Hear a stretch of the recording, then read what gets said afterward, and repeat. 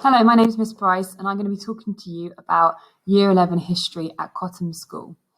First thing is just to make you aware that we follow the AQA GCSE history course. What content will Year 11 students be studying in history? Well, they started the year by finishing off the Cold War unit. They started this in Year 10 and throughout the course, the end of Year 10 and the start of Year 11, they covered these three main topics: the origins of the Cold War, the development of the Cold War, and the transformation of the Cold War. We've just started our fourth and final unit, which is migration. This is a breadth study, so students learn about the reasons why people moved to and from Britain between 790 right up to the present day. And you can see there are four main topic areas here: conquered and conquerors, looking west, expansion and empire, and Britain in the 20th century. How is the course assessed and when are the assessments? So each unit will have assessment points where students are given the opportunity to practice exam questions. In the migration unit, which is the fourth unit that students are studying at the moment, there will be 3 assessment points. They are strategically placed and separated in the scheme of work, so students are not overwhelmed by the amount of revision that they need to do. In November, so students are currently completing the Year 11 in-class mock exam. That is on the Germany unit. Students will then have another mock in February, which will be on the Cold War. How does the exam work? Well, at the end of Year 11, when students sit their public examinations, there will be 2 exam papers, paper 1 and paper 2. Each exam paper is an hour long, and each paper is made up of a range of different questions. By the time that the students sit that exam paper, they would have had an opportunity to practice through mock exams and assessment points all of the questions that will be asked of them. Each exam is worth 50% of their overall grade and there is no coursework.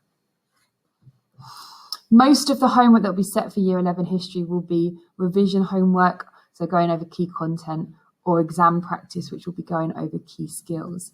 In the build-up to a mock exam or an assessment, students will be asked to create revision resources to help them go over key content, and this will link to a revision schedule that will be sent home to students. And there's been lots of research done by scientists on the best way for pupils to learn, and they've identified that if students space out their revision and create either mind maps or flashcards, then they've got the best chance of remembering more content. The revision schedules will always be shared with students online on Google Classroom, and they'll also be sent home to parents so you can keep an eye on what your child is supposed to be doing. There is a real range of support given to students who take history.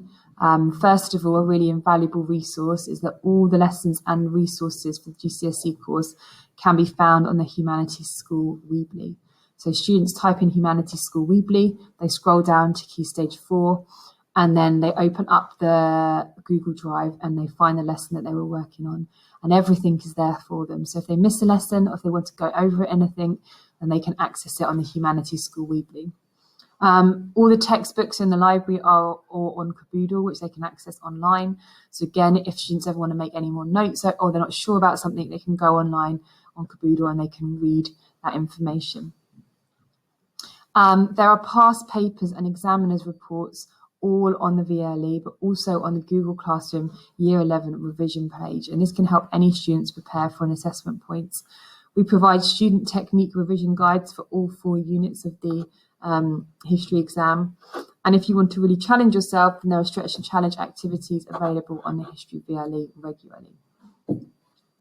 As I said before each mock exam or each public examination, revision schedules will be created so students can space their revision out, so they're not overwhelmed at the end of the year or just before the exam when they have to do everything. We also have some really excellent revision guides that we keep in the history office that are available for £2.50. These are created specifically for the AQA history exam, and they are excellent in summarising the key bits of information that students need. We have access to the GCSE pod, which is a series of videos, and we have this for all 4 units.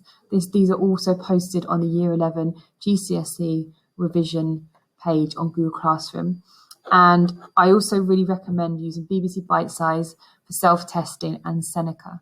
So history teachers have already set up a Seneca online learning class for each of the Year 11 history students, and we were regularly updating that with new assignments.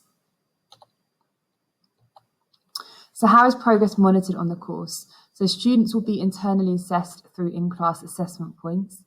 We also have mock exams, so the November one that students are currently working on and the one that's coming up in February. All assessments are taken from past exam papers, and all assessments are marked using AQA specific mark schemes. When we come to mark the exam, we often use the grade boundary from the year that exam was published in order to generate a grade to see where students are at. Well, I hope this gave you a little bit more of an insight into Year 11 GCSE history. If you do have any further questions about anything, then please do not hesitate to contact me. My name is Miss Bryce. Thank you very much for watching.